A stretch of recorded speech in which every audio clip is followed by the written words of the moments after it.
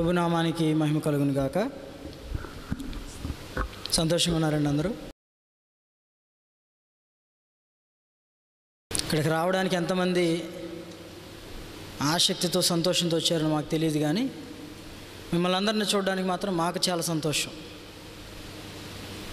గడిచిన సంవత్సర కాలం అంతా దేవుడు తన మహాకృపను బట్టి కోడి తన రెక్కల క్రింద పిల్లలను భద్రపరిచినట్లు మనలో అనేక మంది బలహీనపడిన అనుభవాలు ఉన్నాయి, శోధించబడిన అనుభవాలు ఉన్నప్పటికీ దేవుడు కృప చూపించి తిరిగి ఆయన పాద సన్నిధిలో ఆయన కృపను మనం పొందుకోవడానికి, ఆ కృపను పొందుకునే క్రమంలో యోహాను సువార్తలో ఒక మంచి మాట జ్ఞాపకం చేయబడి ఉంటుంది. ఏంటంటే, ఆయన పరిపూర్ణతలో మన కృప వెంబడి కృపను పొందితిమి. అది మన గొప్పతనం అని కాదు, లేకపోతే మనం బలవంతులమని కాదు, లేకపోతే మనం చేతనైన వారం, మనం సమస్తము చేయగలమని కాదు. కానీ పౌలు ఒక మంచి మాట జ్ఞాపకం చేస్తాడు సంఘానికి, నన్ను బలపరచువాని ఎందే నేను సమస్తమును చేయగలను. మనల్ని బలపరచువాడు మన కొరకు శిలువలో మరణించి తిరిగి మృత్యుంజయుడిగా సజీవుడిగా లేచి ఏ ధర్మశాస్త్ర సంబంధమైన ఆ శిక్ష మన మీదకి రాకుండా ఆ సమస్త శిక్షను ఆయన మీదకి తీసుకొని మనలను నీతిమంతులుగా పవిత్రులుగా చేయడానికి గడిచిన బుధవారం రాత్రి నుంచి నిన్న రాత్రి నుంచి చాలా శ్రేష్టమైన దేవుని వాక్యాన్ని మనం వింటున్నాం. రెండంచులు వాడిగల ఖడ్గమైన వాక్యమని పౌలు హెబ్రీ సంఘానికి జ్ఞాపకం చేసిన మాటను బట్టి బోధించడానికి, ఇప్పటివరకు బోధించిన వారిలో నేను అనుభవం ఉన్నవాడినో లేకపోతే పెద్దవాడిని కాదు, కానీ దేవుడు నాకు అందించిన కృపను బట్టి, దేవుడిచ్చిన స్థానమే, మనుషులు ఇచ్చిన స్థానం కాదు, లేకపోతే నేను ముందుగా జ్ఞాపకం చేసిన విధానంలో ఇది మనుషులు చేసింది కాదు. మధ్యాహ్నం విల్సన్ పెద్దనాన్నగారు మాట్లాడుతూ ఒక మంచి మాట జ్ఞాపకం చేశారు. ఒక యవనస్తుడిగా ఉన్న వయసులో మన ఆత్మీయ తండ్రిని దేవుడు ఏ విధంగా పిలుచుకొని తన పనిలో వాడుకోవడానికి ఒక పనిముట్టుగా, ప్రవచన వాక్య ప్రకారం ఒక యోగ్యమైన పనిముట్టుగా దేవుడు ఏ విధంగా 48 సంవత్సరాలు తన సేవలో మన ఆత్మీయ తండ్రిని వాడుకున్నాడో, అదే క్రమంలో ఇప్పుడు ఈ 50వ పరిశుద్ధ సమాజ కొడుకులు, ఈ 50వ పరిశుద్ధ సమాజ కొడుకులో తిరిగి యవనస్తులైన మమ్ములను దేవుడు ఏర్పాటు చేసుకోవడంలో తన కృపను మా పట్ల చూపించి ఈ సహవాసాన్ని నడిపించే బాధ్యత అప్పగించిన ఆయన మహిమను బట్టి ఆయనకి ఎంతైనా నా జీవితాంతం నేను రుణపడి ఉన్నానని మరొకసారి నేను జ్ఞాపకం చేసుకుంటూ, ఇదే స్టేజ్ మీద 2017లో దైవజనులు నీ తీర్మానం చెప్పని అడిగినప్పుడు నేను జ్ఞాపకం చేశాను, నేను కంప్లీట్గా సేవలో నిలబడతానని. అప్పుడు నాకు తెలీదు దేవుడు ఏ విధంగా వాడుకుంటాడనేది. ఎందుకంటే దేవుని ఉద్దేశం, దేవుని ప్రణాళిక అది మనుషుల ప్రకారం మనుషుల్లో పోలింది కాదు, లేకపోతే మనుషుల ఆలోచన ప్రకారం నడిచేది కాదు. కానీ అందుకే పౌలు అంటాడు రోమా సంఘానికి రాస్తూ, ఆహా దేవుని బుద్ధి జ్ఞానముల బాహుల్యము ఎంత గంభీరమని దేవుని స్తుతిస్తూ పౌలు జ్ఞాపకం చేసిన మాటలు తిరిగి మన పరిశుద్ధ సమాజ కొడుకులకు, దాసరాలకు దేవుడిచ్చిన ఆ గ్రహింపులో మెలకుగా ఉండి తన వస్త్రమును కాపాడుకునేవాడు ధన్యుడు. దేని కొరకు మన వస్త్రాన్ని కాపాడుకోవాలి అనేది గత రాత్రి నుంచి తిరిగి ఈ దినం ఉదయకాలం, మధ్యాహ్నం, తిరిగి తెల్లవారుజామున దాదాపు 5 వర్తమానాలు మనం విన్నాం. ఈ 5 వర్తమానాల్లో కూడా దేవుడు చాలా శ్రేష్టమైన మాటలు, ఏ విధంగా సిద్ధపాటు కలిగిన వారుగా ఉండాలి, ఏ విధంగా మెలకు కలిగిన వారుగా ఉండాలి. పేతురు ఒక మాట జ్ఞాపకం చేస్తాడు, మీలో ఎంతమందికి గుర్తుందో తెలియదు, కానీ 2017లో దైవజనులు ఆఖరి పరిశుద్ధ సమాజ కొడుకులు మనతో ఉన్నప్పుడు ఆయన ఈ మాటని జ్ఞాపకం చేసి 1 పేతురు పత్రిక నుంచి ఈ మాటలు మాటి మాటికి చెప్పి మిమ్మల్ని రేపుటి న్యాయమని ఆయన చాలా ఆత్మావేశం కలిగిన వారుగా 2017 పరిశుద్ధ సమాజ కొడుకుల్లో మనకు బోధించారు. తిరిగి 2017లో బోధించారనేది కాదు, కానీ దేవుడు ఎంతగా దైవజనులను ఏర్పాటు చేసుకొని తన ఆత్మచేత మనతో మాట్లాడిస్తున్నాడు. ఎందుకు పదే పదే ఈ మాటలు జ్ఞాపకం చేయాలి, ఎందుకు పదే పదే మనం అందరం సమాజంగా కూడి హెచ్చరికతో కూడిన మాటలు మనం జ్ఞాపకం చేసుకొని మెలకు కలిగిన వారిగా ఉండాలనేది అనేక మంది చేత హెచ్చరించబడిన విధానంలో అదే పేతురు మాట్లాడుతూ అంటాడు, దేవుని శిక్ష దేవుని ఇంటి వద్ద ప్రారంభమయ్యే కాలము అది వచ్చి ఉన్నది, ప్రారంభమైంది ఆల్రెడీ. అది ఆ హెచ్చరికలు లేకపోతే ఆ సూచనలు మనం జ్ఞాపకం చేసుకుంటే దాసన్నయ్య గారు, తిరిగి యోసేఫ్ తాతయ్య గారు, తిరిగి బెంజమిన్ తాతయ్య గారు, ఉదయకాలం మాట్లాడిన జాన్ శ్రీరామ్ అంకుల్ గారు, వీరందరూ కూడా ఆ పరలోక రాజ్యాన్ని గురించిన మర్మాలు, తిరిగి యేసుక్రీస్తు ప్రభువారు ఏదైతే మనకు ముందుగా ఇవి జరుగుతాయని చెప్పిన వారిగా ఉన్నారో అవన్నీ మన కళ్ళ ముందు జరగడం మనం చూస్తున్నాం ప్రస్తుత కాలంలో.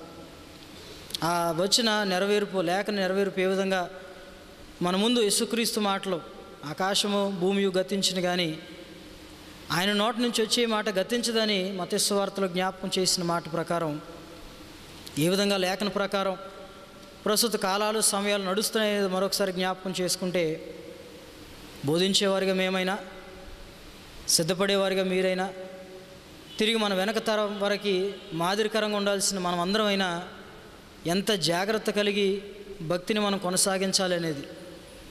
అదే పౌలు అంటాడు, నేను మీ మధ్య ఉన్నప్పుడు కాదు కానీ మీ మధ్య లేనప్పుడు మరింత భయముతో వణుకుతో మీ సొంత రక్షణను కొనసాగించుకునడి. భయముతో వణుకుతో సొంత రక్షణను కొనసాగించుకునే క్రమంలో ఎటువంటి ప్రజల మధ్య మనం ఉన్నామనేది కూడా పౌలు జ్ఞాపకం చేశాడు.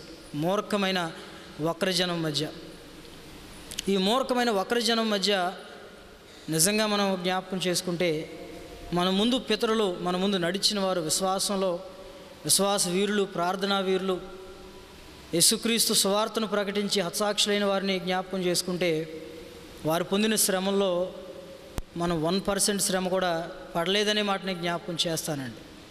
బల్లగుద్ది చెప్పగలను ఆ మాట. నేను మనకొచ్చిన శ్రమలు, మనకొచ్చిన శోధనలో మనం ఏం చేస్తామంటే మ్యాగ్నిఫై చేసి చూసుకుంటాం వాటిని. అందుకే అంటాడు, మీకు సంభవించిన శ్రమ ఏదో వింత అని అనుకొనవద్దు, ఇవి జరుగుతాయని ముందుగానే ప్రభువారు జ్ఞాపకం చేసిన మాటల ప్రకారం ఆ శాశ్వతకాలమైన ప్రేమ చూపించేవాడు ఏ మాట అయితే మనకు జ్ఞాపకం చేశాడో ఆ మాట మనకు జ్ఞాపకం చేసి కొద్ది నిమిషాలు మీకు దేవుని మాటను నేను చెప్పి సమయాన్ని దైవజనులకు అప్పగిస్తానండి. ప్రకటన గ్రంథము 16వ అధ్యాయము 16వ వచనంలో నేనే చదువుతున్నాను. దయచేసి మీ పరిశుద్ధ లేఖన గ్రంథాలను గమనించాలని. పిల్లలు మాట్లాడొద్దు, దయచేసి అటు ఇటు తిరగవద్దు, శ్రద్ధగా దేవుని వాక్యం వినాలని దేవుని దాసులుగా మరొకసారి మిమ్మల్ని అందరినీ నేను వేడుకుంటున్నాను. ప్రకటన గ్రంథం 16వ అధ్యాయము 16వ వచనంలో మనకి అప్పగించబడిన వాక్యం, మెలకుగా ఉండి తన వస్త్రము కాపాడుకునేవాడు ధన్యుడు. చిన్న ప్రార్థన చేద్దామండి. మమ్మల్ని మిక్కిలిగా ప్రేమించిన మా ప్రియ పరలోకపు తండ్రి, మీ ఘనమైన శ్రేష్టమైన పరిశుద్ధమైన ఉన్నతమైన నామాన్ని బట్టి మీకు లెక్కలేని వందనాలు, స్తోత్రాలు. తిరిగి ప్రభువా, ఈ 2021వ సంవత్సరంలో మా ముందు సమస్తమును అసాధ్యమని మా కనబడిన విధానంలో ఇది మనుషులకైతే అసాధ్యము కానీ యెహోవాకు సర్వము సాధ్యమని ప్రభువా మీరు నెరవేరుస్తూ వస్తున్న విధానాన్ని బట్టి, మీరు నడిపిస్తూ వస్తున్న విధానాన్ని బట్టి, మీ ప్రేమను బట్టి, మీ కృపను బట్టి ప్రభువా మీకు వందనాలు, స్తోత్రాలు చెల్లించుకుంటూ మీరు చేసిన మేలుల ఉపకారాలను బట్టి ప్రభువా ఏమిచ్చినా మీరు తీర్చుకోలేం, అది ఎప్పటికీ తీరక అట్లా ఉండవలసిందని భక్తుడు జ్ఞాపకం చేసిన మాటను బట్టి ప్రభువా మీ సన్నిధిలో హృదయమంతటితో కలిపి మీ పాదాలకు వందనాలు, స్తోత్రాలు చెల్లించుకుంటూ మాకిచ్చిన ఈ మంచి సమయాన్ని బట్టి మీకు వందనాలు, స్తోత్రాలు చెల్లించుకుంటూ గడిచిన రాత్రి నుంచి తిరిగి ఈ సమయం వరకు కూడా ప్రభువా ఏ లోటు కానీ, ఏ ఇరుగు కానీ, ఇబ్బంది కానీ, సమస్యగా నిలుబడి చేయకుండా సమస్తము సమృద్ధిగా మాకు దయచేస్తూ ప్రభువా మీ సన్నిధిలో ఉండడానికి మీ కుమారులు, కుమార్తెలుగా మమ్మల్ని పిలుచుకొని మీ మాటను జ్ఞాపకం చేసుకోవడానికి, మీ మాటను వినడానికి, మీ మాట చొప్పున మా జీవితాలు కట్టబడ్డానికి అనేక మంది ప్రభా దైవజనులను మీరు ఏర్పాటు చేసుకొని మాకు అందిస్తూ వస్తున్న ఆ అక్షయమైన ఆత్మీయ ఆహారాన్ని బట్టి మీకు వందనాలు స్తోత్రాలు చెల్లించుకుంటూ అల్పూర్ణ అయోగ్యుడిని, ఈ మంచి లేనివాడిని ప్రభా, మీ సన్నిధిలో నిలబడ్డానికి కూడా అర్హత లేనివాడిని నన్ను నిలబెట్టి మీ శ్రేష్టమైన మాట పలకడానికి మీరు నాకు ఇచ్చిన ఈ మంచి సమయాన్ని బట్టి మీకు వందనాలు స్తోత్రాలు చెల్లించుకుంటూ యేసు నామములో ప్రార్థించి స్తుతించి అడిగి వేడుకుంటున్నాం తండ్రి, ఆమేన్. ప్రభు నామమును బట్టి మరొకసారి మీ అందరికీ నా హృదయపూర్వకమైన వందనాలు. తోటి దైవజనులకు, తిరిగి పెద్దలకు, నా తోటి యవన సేవకులు, తిరిగి యవన బిడ్డలు, సహవాస బిడ్డలు, ఆత్మీయ బిడ్డలందరికీ నా హృదయపూర్వకమైన వందనాలు తెలియచేసుకుంటూ, మనం చదివిన ధ్యాన భాగంలో మెలకుగా ఉండి తన వస్త్రమును కాపాడుకునేవాడు ధన్యుడు అని యోహాను ఈ ప్రకటన 16లో జ్ఞాపకం చేసిన మాటను ఒకసారి మనం ఇదే ప్రకటన గ్రంథం 3వ అధ్యాయంలోకి వెళ్ళడానికి ఇష్టపడితే, ప్రకటన గ్రంథం 3వ అధ్యాయము 1వ వచనం నుంచి ఇలాగ రాయబడి ఉందండి, చదవండి. సార్దీసులో ఉన్న సంఘపు దూతకు ఇలాగు రాయము, 7 నక్షత్రములను, దేవుని 7 ఆత్మలు గలవాడు చెప్పు సంగతులేవనగా, నీ క్రియలను నేను ఎరుగుదును. ఏమనగా, జీవించుచున్నావన్న పేరు మాత్రం ఉన్నది కానీ నీవు మృతుడివే. నీ క్రియలు నా దేవుని ఎదుట సంపూర్ణమైనవిగా నాకు కనబడలేదు గనుక జాగరూకుడివై చావనయున్న మిగిలిన వాటిని బలపరచుము. నీవు ఎలాగ ఉపదేశం పొందితువో, ఎలాగ వింటివో జ్ఞాపకం చేసుకొని దానిని గైకొనుచు మారు మనసు పొందుము. నీవు జాగరూకుడివై ఉండని ఎళ్ళ నేను దొంగవలే వచ్చేదను. ఏ గడియను నీ మీదికి వచ్చేదనో నీకు తెలియనే తెలియదు. అయితే తమ వస్త్రములను అపవిత్రపరుచు కొనని కొందరు సార్దీసులో నీ యొద్ద ఉన్నారు. వారు అర్హులు గనుక తెల్లని వస్త్రములు ధరించుకొని నాతో కూడా సంచరించెదరు. జయించువాడు అలాగున తెల్లని వస్త్రములు ధరించుకొనును. జీవ గ్రంథంలో నుండి అతని పేరెంత మాత్రమును తుడిచిపెట్టక నా తండ్రి ఎదుటను ఆయన దూతని ఎదుటను చాలంది. ఇక్కడ తెల్లని వస్త్రాల గురించి దేవుని ఆత్మ యోహానును ప్రేరేపించి రాసిన ఈ మాటలో ఈ సిద్ధపాటు, తిరిగి మెలకుగా ఉండాల్సిన స్థితి, తిరిగి తన వస్త్రాన్ని కాపాడుకోవాల్సిన స్థితి దేన్ని సూచిస్తుందయ్యా అని దైవజనులంత వరకు బోధించుకుంటూ వచ్చారయ్య అంటే పరలోక రాజ్యాన్ని, తిరిగి పరలోక రాజ్యాన్ని మనం సిద్ధపరచుకోవడానికి. పేతురు భక్తుడు 1 పేతురు పత్రికలో రాస్తూ నోవాహు దినాల్ని జ్ఞాపకం చేస్తాడు. నోవాహు దినాల్ని జ్ఞాపకం చేసి ఆ దినముల్లో ప్రజలు ఏ విధంగా దేవుని మాట వినక, దేవుని మాట వినని వారు ఏ విధంగా ఆ 40 రోజులు పడిన కొండపోతు వర్షానికి వారు శిక్షకు పాత్రులై తమ ప్రాణాలకు వారే ఉత్తరవాదులుగా ఉండి వారు నాశనాన్ని కొని తెచ్చుకున్నారో, తిరిగి దేవుని సువార్తను అంగీకరించిన నోవాహుతో మరి 7 అంటాడు. అక్కడ నోవాహు కుటుంబం అనే మాట పేతురు గారు వాడలేదండి. ఎందుకంటే పరలోక రాజ్యం అనేది ఒక ఫ్యామిలీ టికెట్ లాంటిది కాదండి. ఎవరి సొంత రక్షణను వారు కొనసాగించుకోవాలి, ఎవరి సిద్ధపాటు వారు కలిగిన వారుగా ఉండాలి, ఎవరి మట్టుకు వారే జాగ్రత్త కలిగి, అందుకే అంటాడు మీరు జాగ్రత్త కలిగి ఉండుడి. జాగ్రత్త లేని ఎళ్ళ ఏం జరుగుతుందయ్యా అంటే మనలను మనమే మోసపరుచుకునే స్థితి ఏలుబడి చేస్తుందని ప్రభువారు తన శిష్యులతో అనేక పర్యాయాలు జ్ఞాపకం చేసినట్లు మన సువార్తల్లో చూస్తాం. మిమ్మల్ని మీరు మోసపుచ్చుకొనకుడి, మిమ్మల్ని మోసపుచ్చిన అవకాశం ఎవరికి ఇయ్యకుడి. చాలా స్పష్టంగా హెచ్చరికతో కూడిన మాట ప్రభువారు తన శిష్యులతో జ్ఞాపకం చేసిన విధానాన్ని మనం జ్ఞాపకం చేసుకుంటే, సువార్తలో అనేక పర్యాయాలు ప్రభువారు పరలోక రాజ్యాన్ని గురించిన మర్మాలు, అనేక మర్మాలు ఉపమాన రీతిగా వారికి జ్ఞాపకం చేసినట్లు, పెండ్లి విందుకు పిలువబడిన వారు, తిరిగి ద్రాక్ష తోట, తిరిగి బుద్ధిగల కన్యకులు, బుద్ధి లేని కన్యకులు, వీరందరినీ సూచిస్తూ ప్రభువారు దేని జ్ఞాపకం చేశారు? పరలోక రాజ్యాన్ని జ్ఞాపకం చేశారు.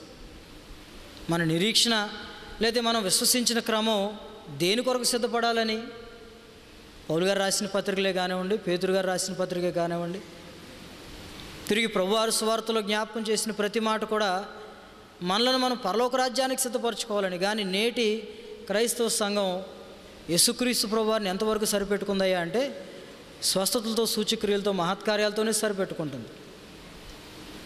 జ్ఞాపకం చేశారు దైవజనులు మధ్యాహ్న కాల సమయంలో, ఏదో అవసరం కొరకు దేవుని దగ్గరికి వచ్చాను, ఏదో పొందాలని దేవుని దగ్గరికి వచ్చాను, ఆయన దగ్గరికి వస్తే ఏదో దొరుకుతుందని వచ్చాను, ఆయన దగ్గరికి వస్తే ఏదో సమస్య తీరుతుందని వచ్చాను, ఆయన దగ్గరికి వస్తే ఏదో బాధ పోతుందని ఇంతవరకే క్రైస్తవ్యాన్ని లేదా యేసుక్రీస్తు ప్రభువారిని సరిపెట్టుకుంటున్నారు. కానీ ఆయన ఆత్మల కాపరి అయి ఉన్నాడని, మన ఆత్మను రక్షించడానికి ప్రభువారు ఏ విధంగా తను శిలువ మీద ఆయన అప్పగించుకున్నవాడిగా ఉన్నాడో,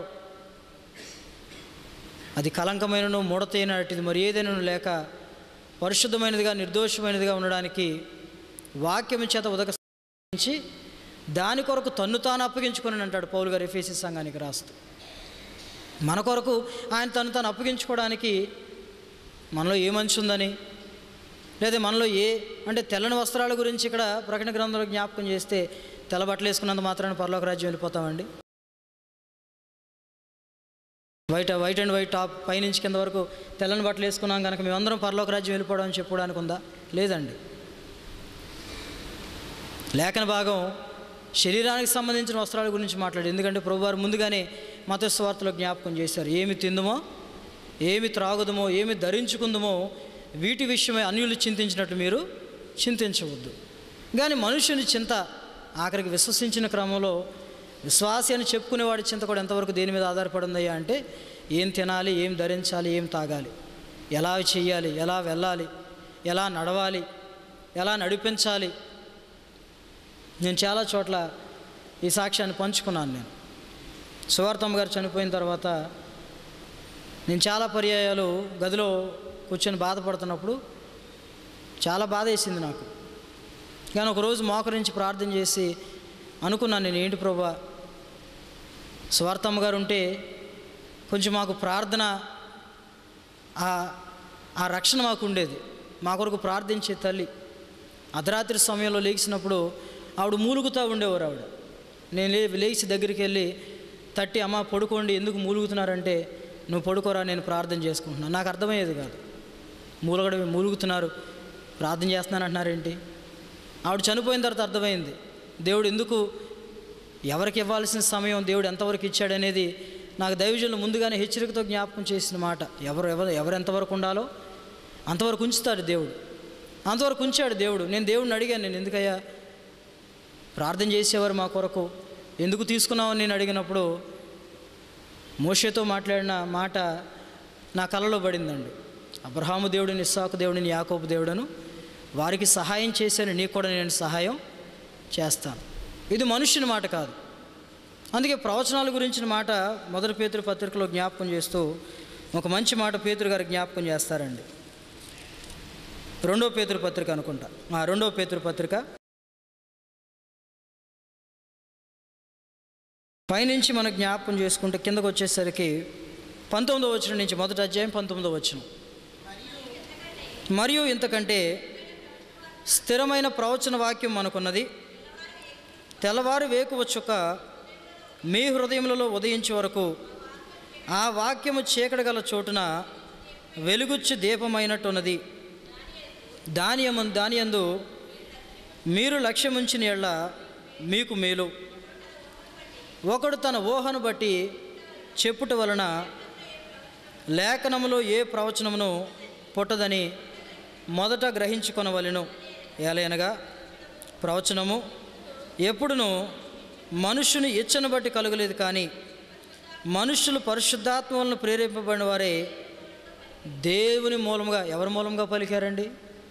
అది మనుష్యుల మూలంగా పలికింది అయితే ఎప్పటికీ అది మరణ సంబంధమైనదే, కానీ జీవాన్నిచ్చేది కేవలం దేవుని సంబంధమైనది మనం జ్ఞాపకం చేసుకోవాలి. అదే పౌలు గారు రోమా సంఘానికి జ్ఞాపకం చేస్తూ అంటాడు, శరీరానుసారమైన మనస్సు మరణము, ఆత్మానుసారమైన మనస్సు జీవమును సమాధానమునై ఉన్నది.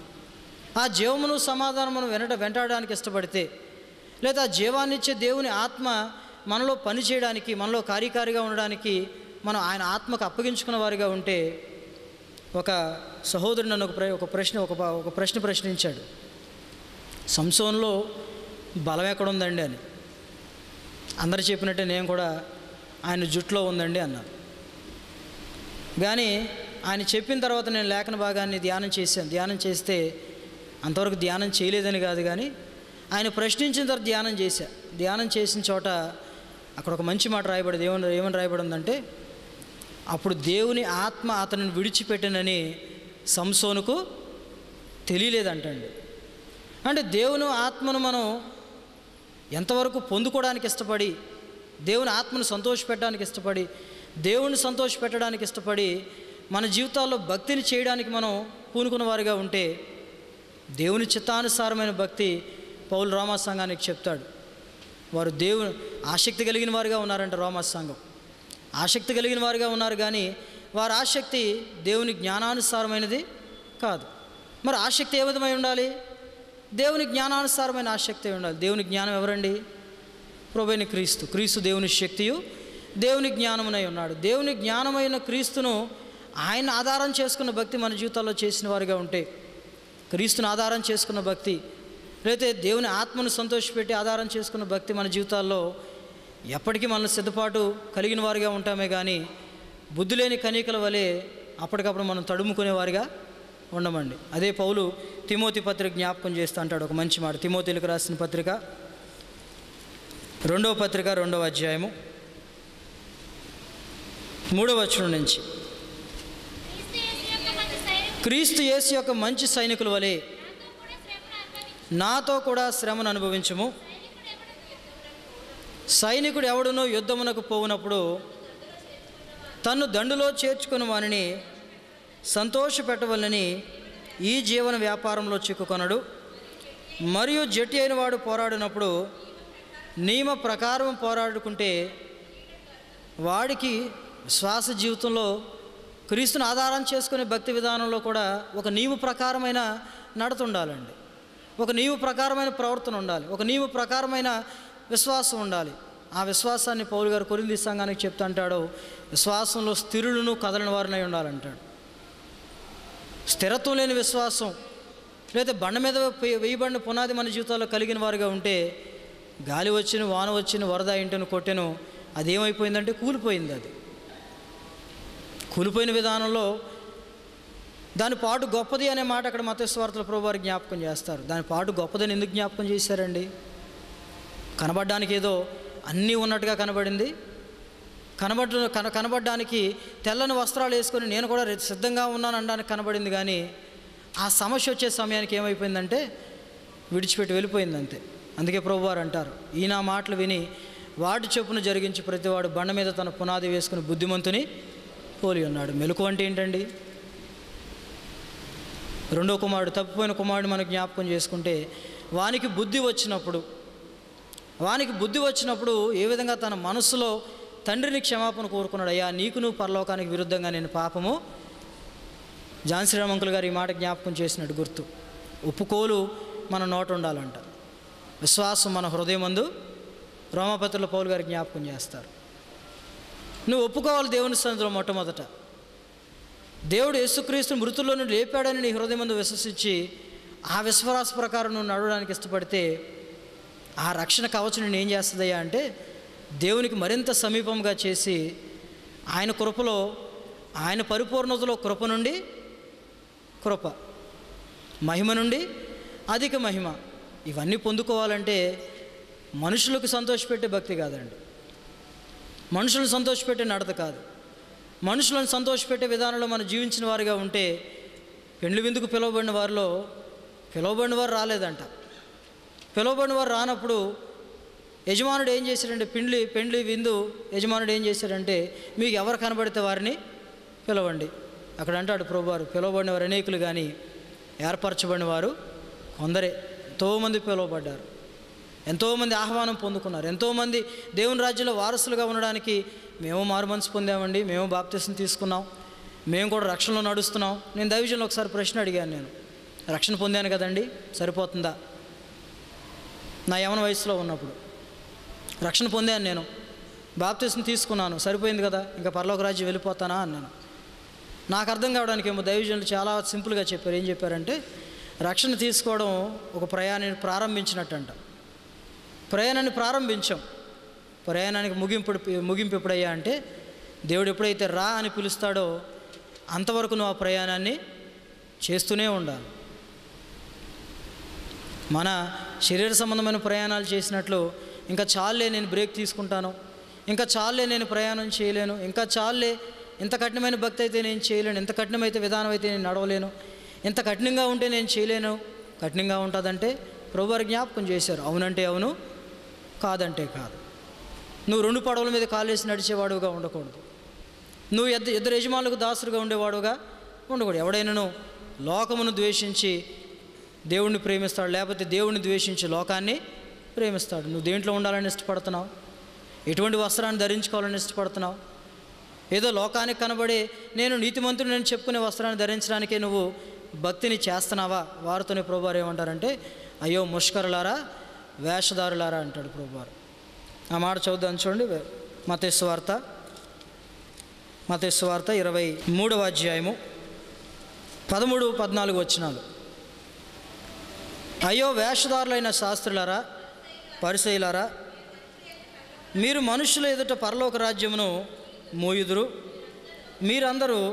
మీరందులో ప్రవేశింపరు, ప్రవేశించు వారిని వారు ప్రవేశించరంట, ప్రవేశించే వారిని కూడా ప్రవేశించకుండా అడ్డుకుంటారంటండి.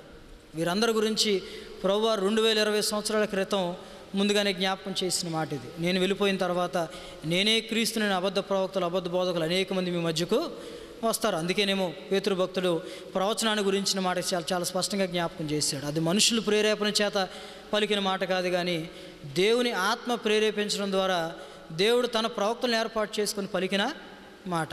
ఏ ప్రవచనం ప్రభువైన క్రీస్తు వారి గురించి చెప్పబడింది, ఏ ప్రవచనం రాకడ గురించి చెప్పబడింది, ఏ ప్రవచనం పరలోక రాజ్యాన్ని గురించి చెప్పబడింది. ప్రవచనాల గురించిన బోధలో దైవజనుల చేత అనేక పర్యాయాలు బోధించబడ్డామండి. మనం ప్రవచనాల గురించి చెప్పే అంత అనుభవం నాకు లేదు, కానీ దేవుని కృప ఉంటే, బ్రతుకుంటే దేవుని కృపను బట్టి వచ్చే సంవత్సరం నేను ధ్యానం చేసి దాని మీద మాట్లాడాలని అనుకుంటున్నాను. నేను అది నా జ్ఞానం కాదు, నా శక్తి కాదు, నా బలం కాదు.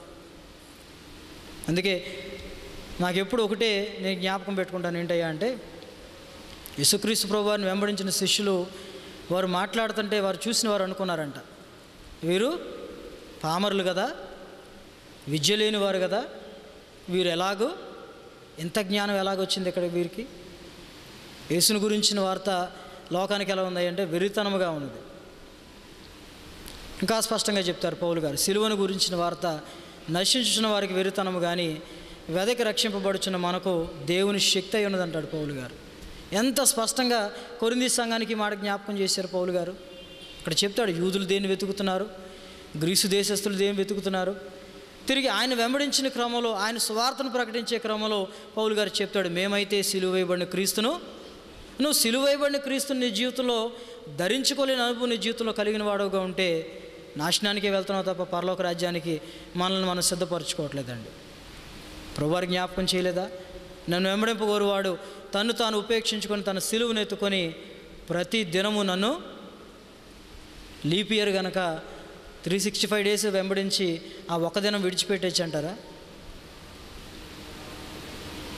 లేకపోతే ఆదివారం భక్తి చేసేవారుగా ఆదివారాలు మాత్రమే మన సిలువను ధరించి మిగతా రోజుల్లో మన ఇష్టం వచ్చినట్టు మనం నడవచ్చు అంటారా? ఆదివారం భక్తి పరలోక రాజ్యం తీసుకెళ్తుందండి? లేకపోతే వారాల భక్తి పరలోక రాజ్యం తీసుకెళ్తుందండి? ఆచారాల భక్తి పరలోక రాజ్యం తీసుకెళ్తుందా? ఏదో పెద్దలు చెప్పారు కనుక పితృపారంపర్యాచారం కనుక అది పరలోక రాజ్యం తీసుకెళ్తుందా? ప్రభువారు అంటారు, మీరు పితృపారంపర్యాచారాలకు ఇచ్చినంత ప్రాధాన్యత రక్షణ విషయంలో మనుషులు ఇచ్చేవారుగా లేరు. ఎందుకంటే వారి హృదయము క్రొవ్వి ఉన్నది అంటాడు ప్రభువారు మాట్లాడుతూ. యెషయా ప్రవక్త మంచి మాట జ్ఞాపకం చేస్తారు చూడండి. యెషయా గ్రంథము 65వ అధ్యాయము 1-2 వచనాలు.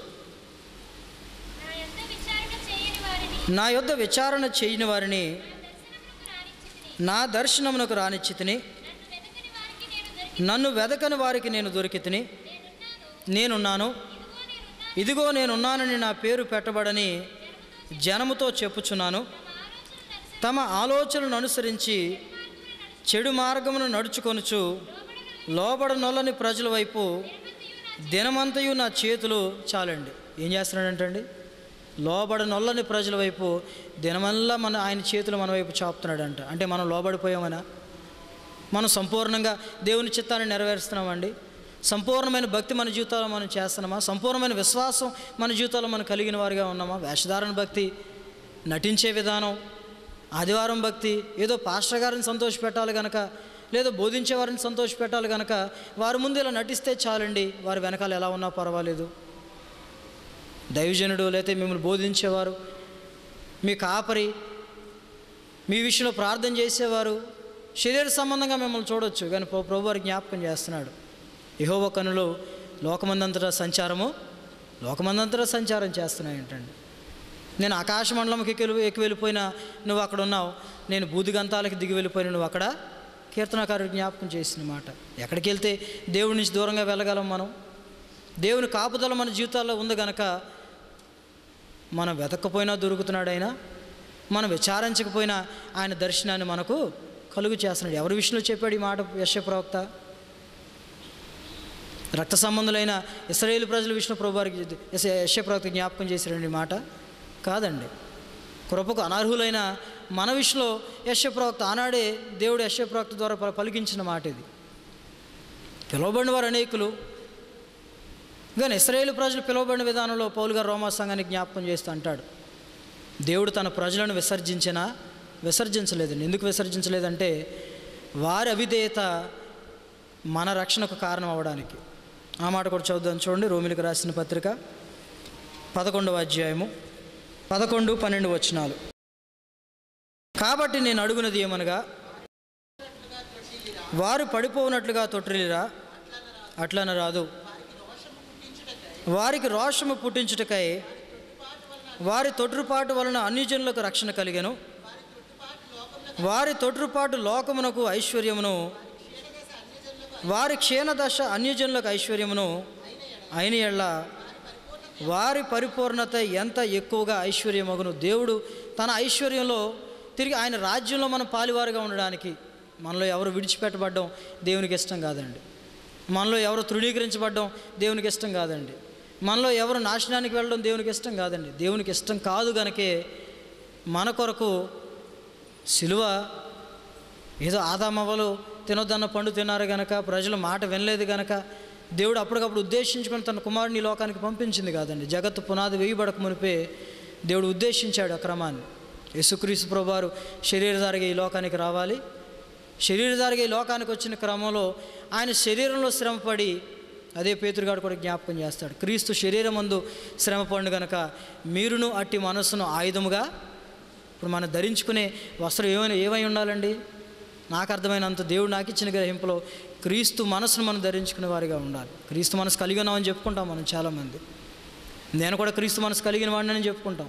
క్రీస్తు మనసు గురించి బోధించిన క్రమాలు, బోధించబడిన క్రమాలు, అనేకమైన అనుభవాలు మన జీవితాల్లో ఉన్నాయి.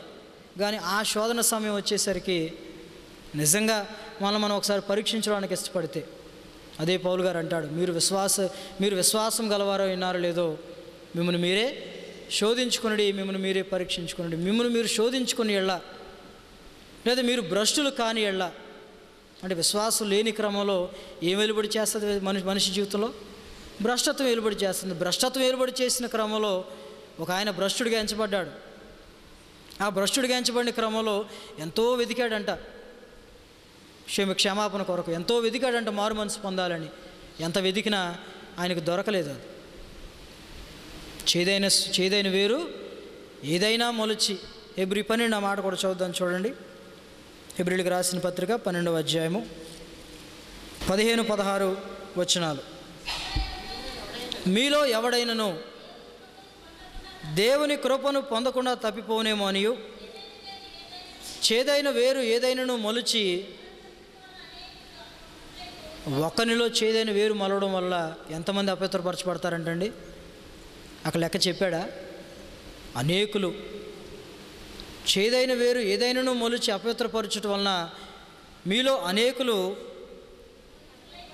అపవిత్రులైపోదురేమో అనియు, ఒక పూట కూటి కొరకు దేవుడు మన కొరకు సిద్ధపరిచిన పరలోక రాజ్యాన్ని లేకపోతే నిత్య జీవాన్ని మన కొరకు సిద్ధపరిచిన ఆ అక్షయమైన కిరీటాన్ని మన జీవితాల్లో మనం పొందకుండా దేనికి అమ్మేసుకుంటున్నాం మనం?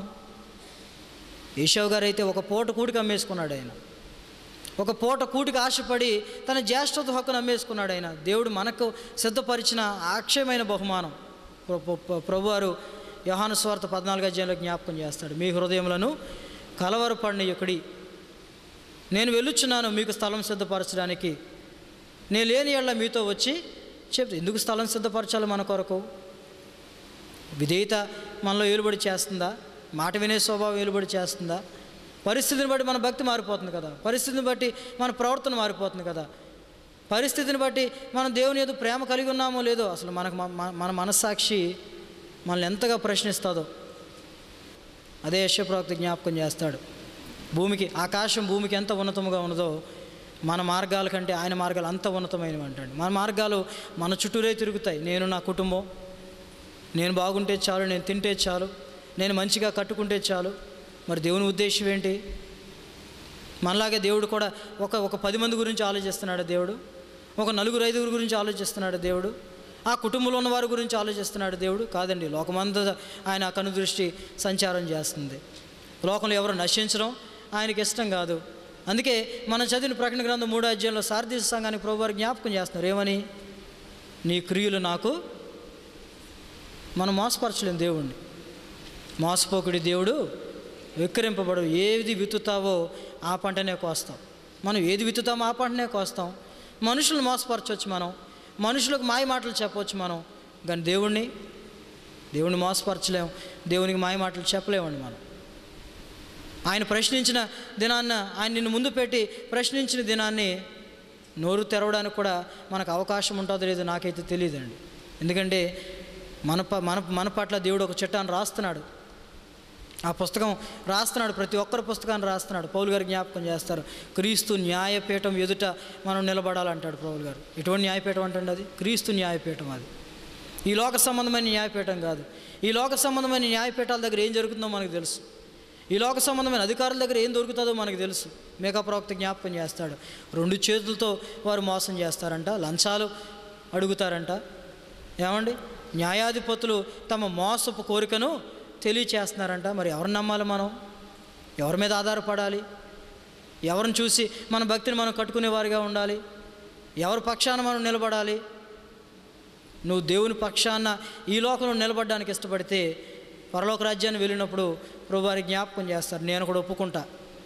నువ్వు దేవుడిని ఒప్పుకోలేదనుకో ఆయన కూడా నిన్ను ఒప్పుకోడు. దేవుడిని ఒప్పుకోకుండా, దేవుని సొంత రక్షకుడిగా అంగీకరించకుండా, దేవుడు అంటే భక్తి అంటే చాలా ఆషామాషిగా అయిపోయిందండి ఈ లోక ప్రస్తుత కాలంలో. చాలా ఆషామాషి. ఏదో వెళ్తున్నాం, వస్తున్నాం, చేస్తున్నాం, ఏదో 10 రూపాయలు ఆయన కానుకేసేసి సరిపెట్టుకుంటున్నాం. ఇంతవరకే మనిషి తన భక్తి విధానం చూసుకుంటున్నాడు. కానీ భక్తి కానుకలతోనూ తిండి పదార్థాలతో సంబంధించింది కాదండి. పరలోక రాజ్యము భోజన పానము కాదు, కానీ నీతియు సమాధానము పరిశుద్ధాత్మ యందలి ఆనందమునై ఉన్నది. నీతి ఎక్కడుంది? ఈ లోకంలో నీతి ఎక్కడా లేదండి. ఈ లోకంలో పరిశుద్ధత ఎక్కడ లేదు. ఈ లోకంలో ఎక్కడ పరిశుద్ధాత్మని ఆనందం అనేది ఈ లోకంలో ఎక్కడ దొరకదండి. అందుకే పౌలు గారు జ్ఞాపకం చేస్తారు, ప్రభునందు ఆనందించుడి, మరలా చెప్పుదును ఆనందించుడి, మీ సహనమును సకల జనులకు తెలియబడినీయుడి. మనం వినేవారిగా ఉండి కేవలం ఏదో ఒక చెవితో విని ఒక చెవితో దాన్ని విడిచిపెట్టి విన్నదాని ప్రకారం మనం నడవడానికి ఇష్టపడకపోతే మనల్ని మనమే మోసపుచ్చుకున్నాం. యాకోబు పత్రికలో 1వ అధ్యాయంలో జ్ఞాపకం చేయబడిన మాట, మీరు వినువారు మాత్రమై ఉండి వినదాని ప్రకారం మీరు నడవకపోతే మిమ్మల్ని మీరు మోసపుచ్చుకుంటున్నారంటాడు యాకోబు పత్రిక రాస్తూ. అక్కడ ఒక మంచి మాట యాకోబు పత్రికలో జ్ఞాపకం చేయబడి ఉంటుంది చూడండి. 1వ అధ్యాయము 12వ వచనం నుంచి, శోధన సహించేవాడు ధన్యుడు, అతడు శోధనకు నిలిచిన వాడే ప్రభు తన్ను ప్రేమించిన వారికి వాగ్దానం చేసిన జీవ కిరీటం పొందును. దేవుడు కీడు విషయమై శోధింపబడిన నేరుడు, ఆయన ఎవరిని శోధించాడని ఎలా చెప్తామండి మనం? శోధించేశాడు ఎక్కడి నుంచి శోధించాడు దేవుడు నేను? ఇప్పుడు సాతాను శోధించాడు, దేవుని చిత్తం లేకుండా సాతాను శోధిస్తాడంటారా? అంటే సాతాను చేత శోధించబడిన క్రమంలో అంటే మన మార్గంలో ఏదో వంకర మార్గంలోకి వెళ్ళాం మనం. దేవుని మాట వినకుండా మన తప్పుడు మార్గంలోకి వెళ్ళాం మనం. దేవుడి మాట వినకుండా మన ఇష్టాన్ని చేసుకోవడానికి ఇష్టాన్ని చేసుకోవడానికి మనం ముందుకు నడిచిన వారిగా ఉన్నాం. దేవుని నీతిని నెరవేర్చకుండా మన స్వనీతిని మనం స్థాపింపబూనుకున్నాం కనుక దేవుడు ఏం చేశాడంటే, వెళ్ళు, ఒకటేస్తే తిరిగి మళ్ళీ లైన్లోకి వస్తాడు. అదే జరుగుతుందండి ప్రస్తుత కాలంలో. ప్రభువారు జ్ఞాపకం చేశారు, ఇవన్నీ జరుగుట చూచి అంతం వచ్చేసిందని మీరు అనుకోవద్దు అంటాడు ఆయన. అంతం ఎప్పుడు వస్తుంది? కాలములు సమయములు తండ్రి ఆధీనంలో ఉన్నాయి. ఎప్పుడు రావాలని దేవుడు ఉద్దేశిస్తాడో అప్పుడే వస్తుంది. పేతురు భక్తుడు జ్ఞాపకం చేస్తాడు.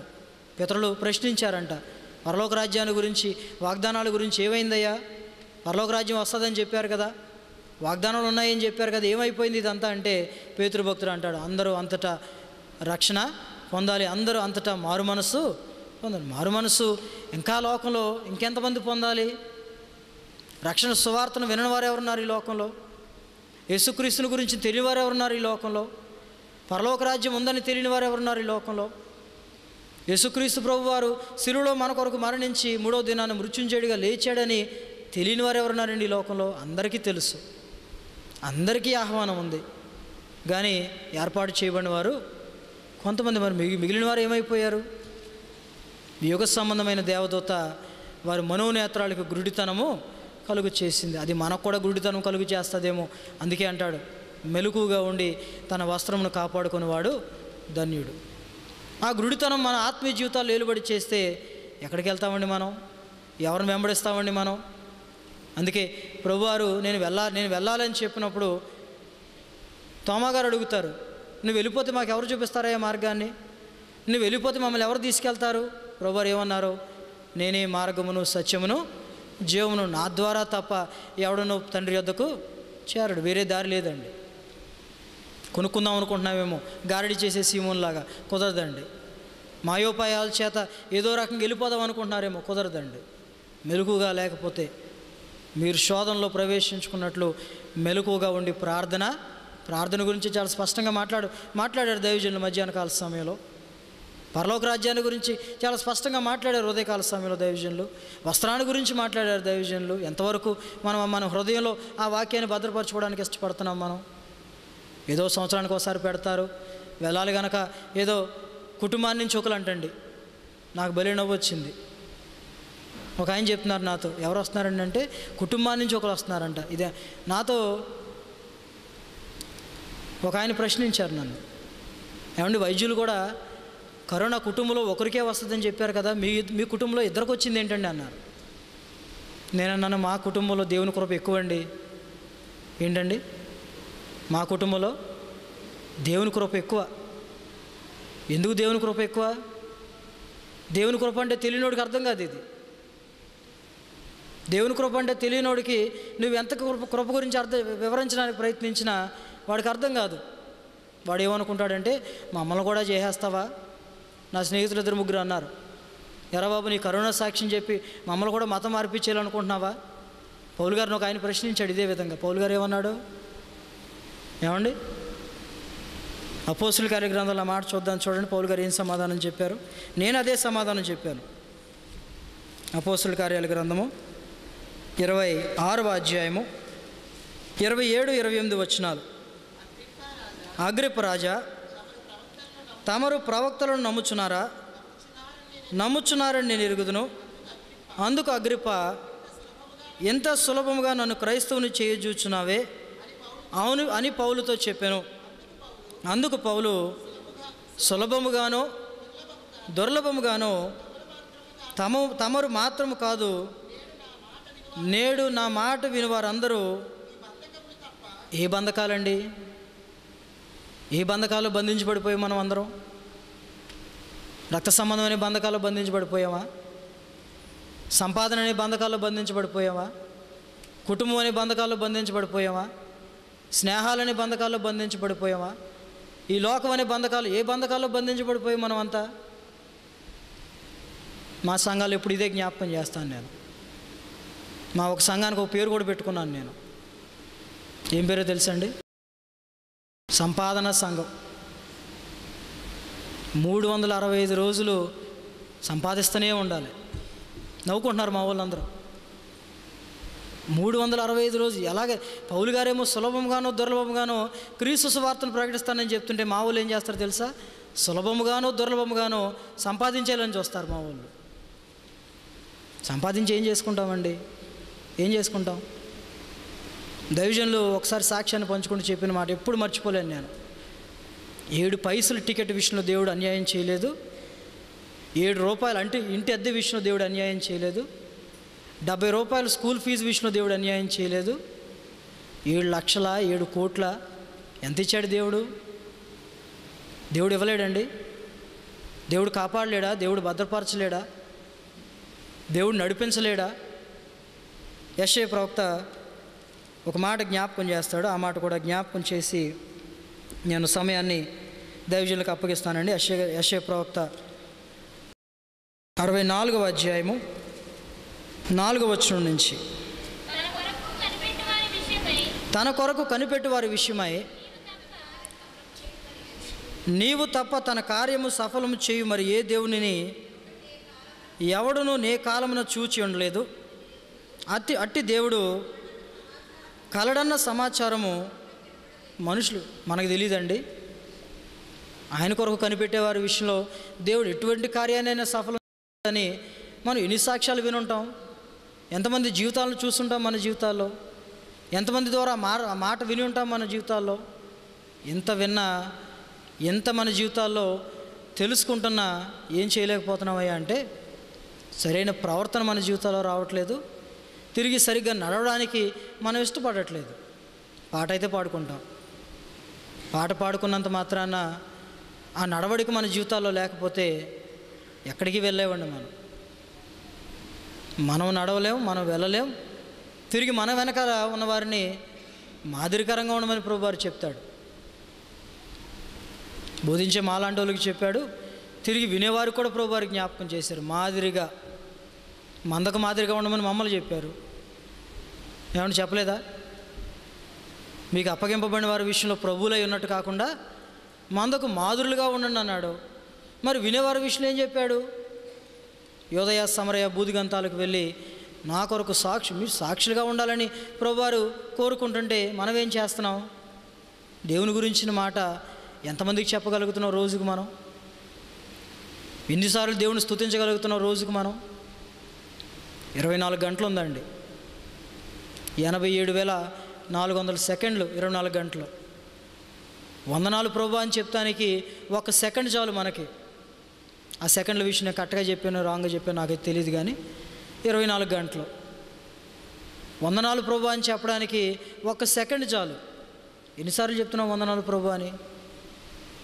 ఎన్నిసార్లు చెప్పగలుగుతున్నాం మనం? అసలు ఆ ఆలోచన వస్తుందా మన జీవితాల్లో?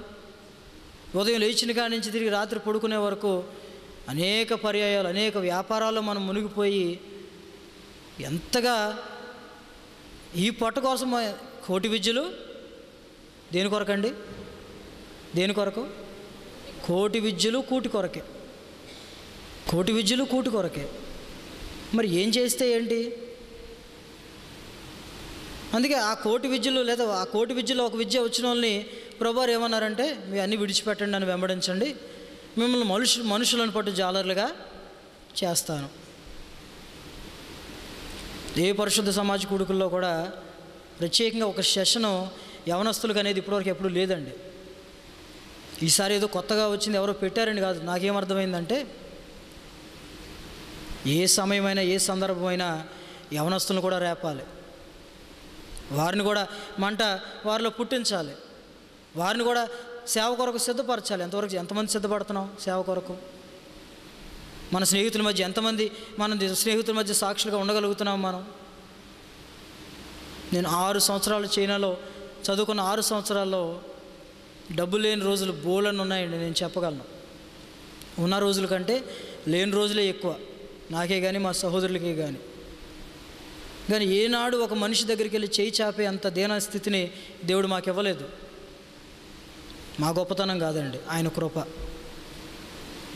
మా గొప్పతనం అనుకుంటే, లేదా మా తల్లిదండ్రులు సంపాదిస్తున్నారు కనుక, మాకు వెనకాల ఉంది కనుక, మా వాళ్ళు ఏదైనా మమ్మల్ని ఒక దారిలో పెట్టేస్తారనుకుని ఆలోచన యవనస్తులుగా మీరైనా తల్లిదండ్రులుగా మీరైనా కలిగిన వారుగా ఉంటే మనల్ని మనం మోసపుచ్చుకుంటున్నాం తప్ప మెలుగు కలిగిన స్థితి మన జీవితాల్లో లేదండి. ఈ లోకమందు ధనమును చూచుకొనవద్దు, ఇక్కడ చిమ్మిటయు దొంగను తుప్పు పట్టును ప్రభువారు మత్తయి సువార్తలో జ్ఞాపకం చేసిన మాట. ఎక్కడ ధనం సంపాదించుకోవాలని చెప్పారు? పరలోక రాజ్యమందు ఆ పరలోక రాజ్యం కొరకు మనం సిద్ధపరచుకోవడానికి మన కార్యాలు నీ క్రియలు ముందుగానే ఎరిగి ఉన్నానని చెప్పిన ప్రభువారు మనం ఏంటో సమస్తమును ఎరిగినవాడు ఆయన. మన మాట, మన ప్రవర్తన, మన తలంపు, మన ఆలోచన సమస్తమును ఎరిగినవాడు దేవుడు. మరి సమస్తమును ఎరిగిన వాడిని మోసపరచాలని మనం చూస్తుంటే మనకంటే అజ్ఞానులు ఇంకెవరు ఉండరండి. అది కూడా జ్ఞాపకం చేశారు కదా దైవజనులు, ఎప్పుడో జ్ఞాపకం చేశారు. మనిషి అనుకున్నాడంట, మనిషికి నేను ధనవంతుణ్ణి, ధనాభివృద్ధి చేసుకున్నాను, నాకేమీ కొదువు లేదు. మనిషి అనుకున్న డిగ్రీలు అయ్యంట, కానీ మనిషికున్న డిగ్రీలు ఏంటి ఏమండి? మనిషికున్న డిగ్రీలు ఏంటి? నాలాంటి ఎంబీబీఎస్సా, ఇంజనీరింగా, లేదా ఇంకేదన్నా? మనిషికున్న డిగ్రీలు ఏంటి? దరిద్రుడు, దిగంబరుడు, దిక్కుమాలినవాడు. ఈ డిగ్రీలు దేవుడు మనకిచ్చాడు. అందుకే అన్నాడు, నువ్వు పేరుకు మాత్రమే జీవించున్నావు, కానీ నిజానికి నువ్వు చచ్చిన వారితో సమానమ్మా. అదే పౌలు ఎఫెసీ పత్రికలో జ్ఞాపకం చేశాడు. పాపముల చేత అపరాధముల చేత చచ్చిన వారమై ఉన్న మనలను దేవుడు తన కృప చేత క్రీస్తుతో కూడా మనలను బ్రతికించును. ఆయన మనల్ని బ్రతికించాడు దేవుడు. ఆ మాట కూడా మధ్యాహ్నం దైవజనులు జ్ఞాపకం చేసినట్టు గుర్తు. ఈ మర్చిమైపోయే దాని మీద అమర్చతను ధరించుకోవడానికి, ఈ మృతతుల్యమైన దాని మీద మరణాన్ని జయించిన వాడిని ధరించుకునే స్థితి మన జీవితాల్లో కేవలం యేసుక్రీస్తునందుల విశ్వాసం మాత్రమేనండి. క్రీస్తుని ధరించుకున్న అనుభవం మన జీవితాల్లో లేకపోతే, సిలువను ధరించుకున్న అనుభవం మన జీవితాల్లో లేకపోతే మనల్ని మనమే మోసపుచ్చుకుంటున్నాం. చెప్తాడు యాకోబు పత్రికలో, అద్దంలో తన సహజ ముఖమును చూచుకునేవాడు అలాగే ఉంది మన పరిస్థితి కూడా. అప్పటి వరకు చేదో చూసామనుకుంటున్నాం, కానీ వెంటనే మర్చిపోతున్నాం. ఆఖరిగా ఒక మాట నేను జ్ఞాపకం చేసి దైవజనులకు సమయాన్ని అప్పగిస్తాను. పేతురు రాసిన 2వ పత్రిక 1వ అధ్యాయము 12వ వచనం నుంచి, కాబట్టి మీరు ఈ సంగతులను తెలుసుకొని మీరు అంగీకరించిన సత్యమందు స్థిరపరచబడి ఉన్నను, వీటిని గూర్చి ఎల్లప్పుడూ మీకు జ్ఞాపకం చేయుటకు సిద్ధముగా ఉన్నాను. మరియు మన ప్రభు అయిన యేసుక్రీస్తు నాకు సూచించిన ప్రకారము నా గుడారమును త్వరగా విడిచిపెట్టవలసి వచ్చునని ఎరిగి నేను ఈ గుడారములో ఉన్నంత కాలము ఈ సంగతులను జ్ఞాపకం చేసి మిమ్మును రేపుటే న్యాయమని ఎంచుకొనుచున్నాను. నేను మృతి పొందిన తరువాత కూడా మీరు నిత్యము వీటిని జ్ఞాపకం చేసుకున్నట్లు జాగ్రత్త చేతును. ఏలయనగా చమత్కారముగా కల్పించిన కథలను అనుసరించి మన ప్రభు అయిన యేసుక్రీస్తు యొక్క శక్తిని, ఆయన రాకడను మేము మీకు తెలుపలేదు, కానీ ఆయన మహాత్మ్యమును మేము కనులారా చూచిన వారమై తెలిపితిమి. చాలండి. కనులారా చూచినాడు. ఈ పత్రిక రాస్తున్న వారికి మిమ్మల్ని రేపుటే న్యాయం అని ఎంచుకొంచున్నాను పేతురు భక్తుడు రాస్తూ, మాటిమాటికి ఈ సంగతులు జ్ఞాపకం చేసి, మాటిమాటికి రాకడ గురించిన మాటలు జ్ఞాపకం చేసుకొని, మాటిమాటికి పరలోక రాజ్యాన్ని గురించిన మర్మాలు, ఎన్నో మర్మాలు ప్రభువారు సువార్తలో జ్ఞాపకం చేశారు. అన్ని మర్మాలు జ్ఞాపకం చేయడం సింపుల్గా ఒక మాట చెప్పేచ్చు వారితో. శిష్యులు అడుగుతారు, ఎందుకయ్యా ఇవన్నీ ఉపమాన రీతిగా చెప్తున్నావు అంటాడు. ప్రభువారు ఏమన్నారు? ఇవి గ్రహించడానికి పరలోకపు తండ్రి మీకు జ్ఞానాన్ని ఇచ్చాడు, కానీ వారికి ఆ జ్ఞానము లేదు. కానీ జ్ఞానం లేని వారు ఆయన అడిగితే విస్తారమైన జ్ఞానాన్ని ఇస్తాడంటండి. దేవుణ్ణి అడగడం నేర్చుకోవాలి, ఆయన వెతకడం నేర్చుకోవాలి, ఆయన తట్టడం కూడా. అడగడంతోనే సరిపెట్టేస్తాం భక్తి. మనం అడగడంలోనే అడిగితే సరిపోద్ది అంతే. మా సంఘంలో విశ్వాసి ఆవిడ గేదె లివరు ప్రాబ్లం వచ్చిందంట. మా పాస్టర్ గారు ప్రార్థన చేశారు, గేదె పాలు ఇచ్చేస్తుంది. ఏంటండి మా పాస్టర్ గారు ప్రార్థన చేశారు. ఇప్పుడు ఎవరు దేవుడు అయిపోయారు? అక్కడ ఎవరు దేవుడు అయిపోయారు? నేను కాదండి. దేవుడు ఒక్కడే, దేవునికి నీ మధ్యవర్తి, నరులకి మధ్యవర్తి ఒక్కడే, ఆయనే ప్రభు అయిన క్రీస్తు. క్రీస్తు అనే నరుడు పౌలు గారి జ్ఞాపకం చేసిన మాట. మరి ఈ మధ్యవర్తి ఎటువంటి వాడు? ఆయన దగ్గరికి వచ్చే దాంట్లో సగం నొక్కేసే రకమండి? ఆయన చేతికి అప్పగించిన దాన్ని ఆయనే తినేసే రకమా? కాదండి. తను తాను శిలువలో నీ కొరకు నా కొరకు అప్పగించుకున్న కృపామయుడు ఆయన, కృపా సమృద్ధి కలిగిన వాడైన, దీర్ఘశాంతం కలిగిన వాడైన. ఆ దీర్ఘశాంతం కలిగిన వాడు మనకు సెలవిచ్చిన మాట, మెలకుగా ఉండి తన వస్త్రమును కాపాడుకున్నవాడు ధన్యుడు. దేవుడి కొద్ది మాటలు దీవించిన గాక. మీ అందరికీ వందనాలండి.